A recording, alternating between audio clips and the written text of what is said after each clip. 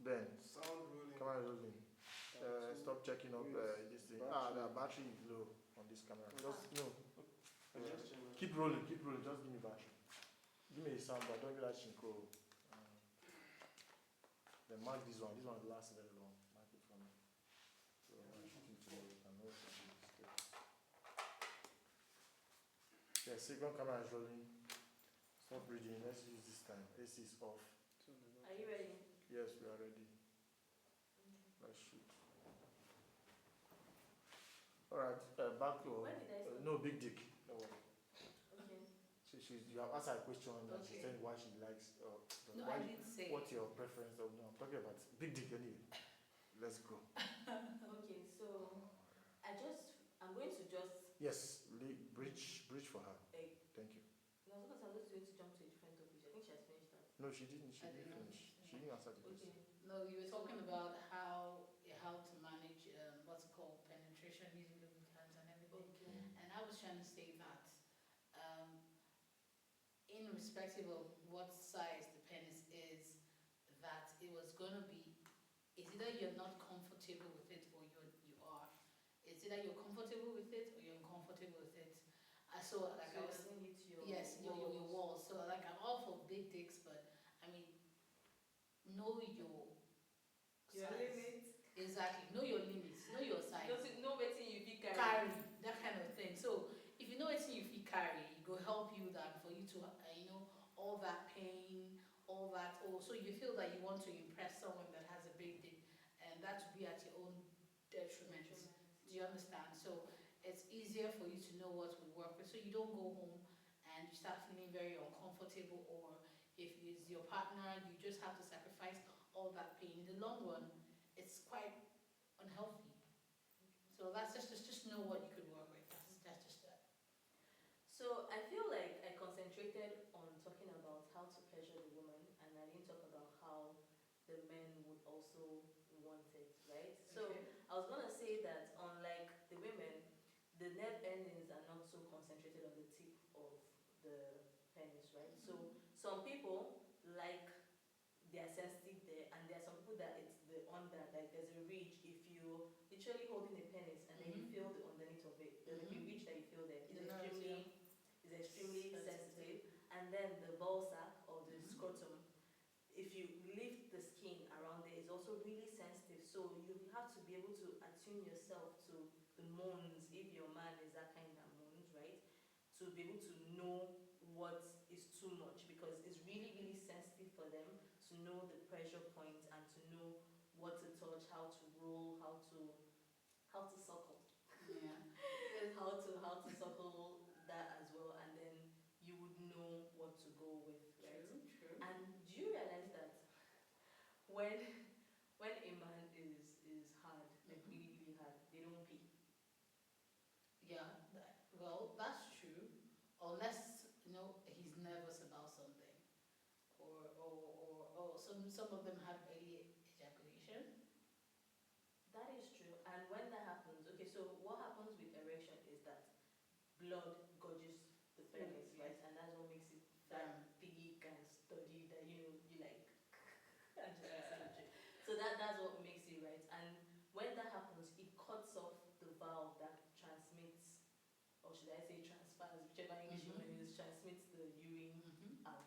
So when that happens, obviously they're not going to pee. They're not as fortunate as us that if you can pee, we have exactly. So that cuts off. So if the person now more or less has the urgency to go pee, it reduces the turgidity of the erection, because then the blood is released and is not so hard anymore. True. And exactly, so there's that. Then there's also, wow, I feel like I'm just going and going. If you know what you know now, Okay. would you circumcise your child? That's like okay. So funny story. I had to circumcise my first son twice. Oh wow. Yes, we have that. There's some nurses that are not so good at that stuff. This perfect circle that the penis has. It's just glorious. Because if it's not, Your body shaming, your body shaming. no, I'm not. Girl, I'm just saying. You like what you like. You cannot. I'm just saying. I'm saying, no, I'm not talking about my son. Yeah, but the one circumcising the son. I'm just saying, like, I didn't ask you okay. if you've been with an uncircumcised man. I have. Said, I actually have. We'll get to that. Calm down. We'll get to that. What I asked you is if you knew what you know now, would you still circumcise your child? Yes. So what? Because I mean, when I read this when I read this research, I realized that part of the sensitivity is cut off when you circumcise the child. Is it? Yes, it is, because when you've said you've been with an uncircumcised person, so basically it's like you're peeling. It's like banana. You're peeling out you're not removing or throwing away. You're just pulling it down. And because it's always covered, it's more sensitive. Do you understand? It's more sensitive, and you will need to handle it gently. So the nerve endings are more. I'm so sorry, and the care for it is also different. Do you understand? Okay. So the blowjob is higher. The strokes, they feel it more. Like, I feel like we are shortchanging them. Society is shortchanging them by insisting on that whole standard for circumcision. So if I can hear you correctly, you're saying that uncircumcised penis is better than circumcised penis. I'm saying that if there was a way for you not to circumcise the child and then have the child decide when you are older, the only difference is it will most likely be painful now. As a kid, the pain goes away faster. Okay. So that's the thing. But what if they could have that choice? Okay. Is this a question, right? Yes, this is a question. I feel that just like the way about female circumcision, let's handle it. Okay, so I don't think it's the same. I might be biased. I'm probably biased. You're probably biased. So I feel that it's not the same thing. Okay. I feel that because of I'm all for non-circumcision for women. I can't stand that shit. I feel it's extremely wicked. I feel it's extremely selfish, and for men to save you that pain, because it's like when you are leading a child into the world, what is best suited for that child? And the circumcision is something that is done because you want to save that child the trauma of doing that in the future, which is much more painful. I know of going back then when we were growing up, I knew of someone that was like 9 or 11 that they had to do circumcision for him because it wasn't done properly. I didn't understand what it was. But when I first had my first child, like, oh, that's what they meant that time. Okay, so it makes sense. But so I think it's just a matter of a mother making the choice, a safe choice for her male child, not to encounter that kind of pain, and also to encounter maybe premium pleasure. But like you said, again, it's a matter of comme su comme si, you know? Okay, but is there research to say that circumcision increases pleasure for men? We know there is a whole lot of research that says that circumcision for women reduces, because what is cut off is your labia majora, right? And that's a huge part of the 8,000. Do you understand? True. Okay, no, it's not part of the 8,000. That's on the clit, but it's a huge part of the nerve endings. True. Yeah, has its own. So are we? Because I already told you that it will be more sensitive because there's the covering and everything. Yes. It has its own exactly. So doesn't that apply? Doesn't the same apply for them? Because I don't think I've read any research that says honestly, I haven't. Circumcision increases sensitivity or pleasure for men. I think it's because of how the society makes, especially this part of the world, it comes up unclean. Yes, do you understand?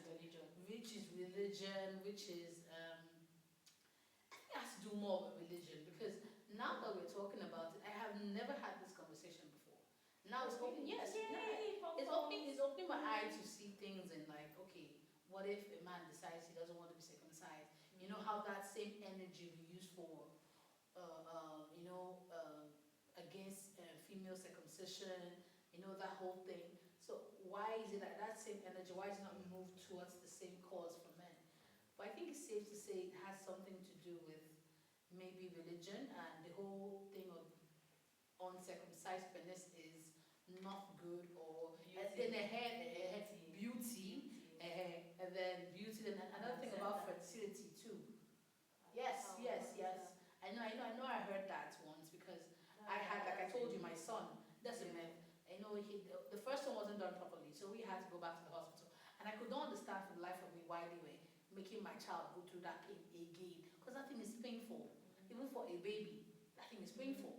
So imagine for a grown-up How child. old was he when you went? Like this was like we did it like the 7th day. Then when it was like I think like 10th week or 12th week, we had to go back again because they said it didn't look good enough. Or that day that my family members said, yeah, they did it wrong. They did it wrong. This is not how it's supposed to look like. So we do know how it's supposed to look like. Well, from we think we know how it's supposed to look like. So there's a what's the word I'm looking for now? There's a standard of beauty that the male penis should have, and acceptance. So I think that's where the problem is. And I also think this just crossed my mind now, and it's based off of an assumption. Okay. But imagine those with uncircumcised penis. Two things can happen to them if they go to boarding school. Either they are picked on.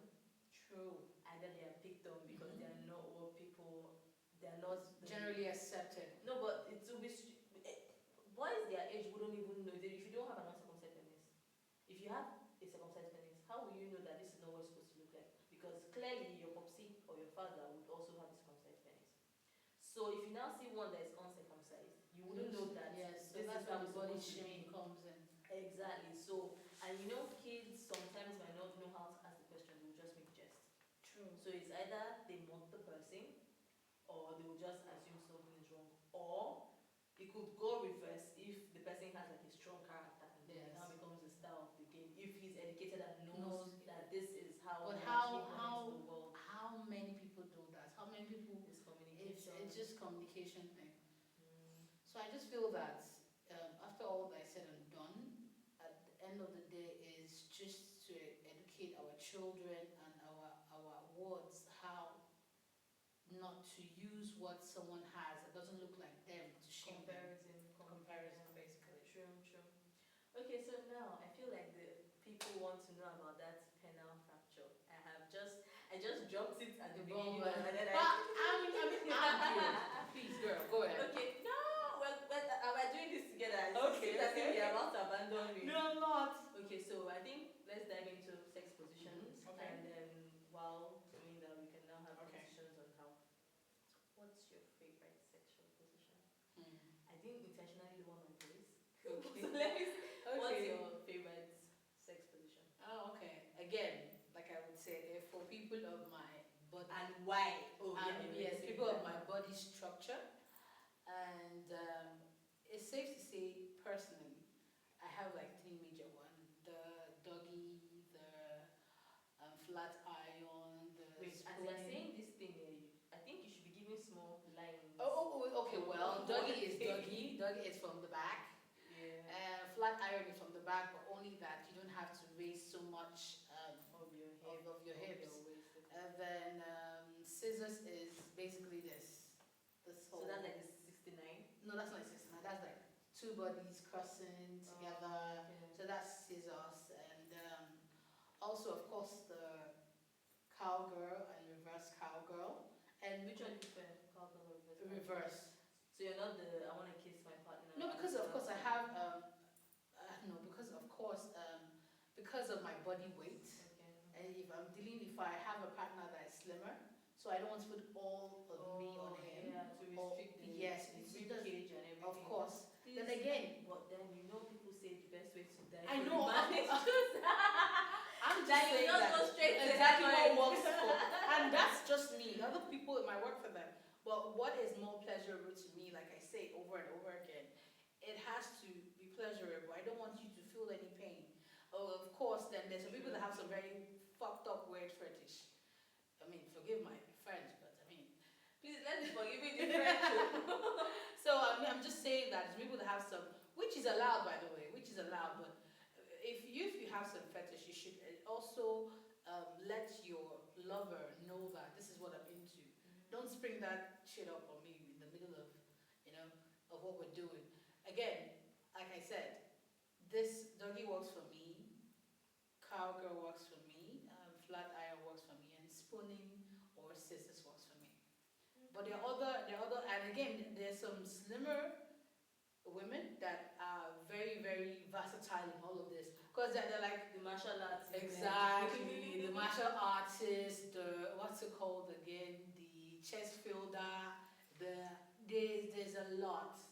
There's a lot. And it also comes with wherever you're having this act, if it's a quickie, if it's in the private area. People like to explore a lot. And sometimes I don't want a situation where my body type would determine what I want to do. I like to explore. And I also employ people that try and explore with your lover or your partner so that you will know exactly what works for you guys. Do you understand? And there's some people that, depending the sex position, depending the pain or the pleasure. But for some people, the people like, oh, for the cowgirl, it's always too deep, it's uncomfortable. So that's where you have No, to. but I think that's even better because if so, this I'm gonna say two things. Okay. For the cowgirl or the reverse cowgirl, when you're with someone who is more endowed Okay. than you're used to, So, yeah. there are two ways that it works. All right. It's easier for you to do the cowgirl and reverse cowgirl because you're the one that determines how much you take, right? True. Exactly. So you know. By the way, that's the position where you can actually have a penile fracture because you're bouncing, and then if you lose the rhythm, Oh yeah. if you lose the rhythm, and then you're like, oh and my then something is god. broken. So that's Oh my god, that is so that true. is like I think about 80%. Oh. Yeah. So reverse cowgirl, Wow. that's where you have that mostly. Hmm. So then okay, for those that two hacks that Okay. I'm gonna give. If you're with someone who has a smaller penis Okay. and you want to get more, so if you're doing missionary, put a pillow on your hip Okay. and then lie on it. It That's increases yeah. your, do you understand? Yeah. And then you get a closer hip Interaction. Okay. thank you, interaction. Then also if you're the one on top, put the pillow on him. He lies on his waist, and then it kind of elongates the hip, so you hit more. Okay. Your leg goes down. So that's for when you're with someone with a smaller penis than you're Alright. used to. If you're with someone who's endowed, now go by. No, I mean for the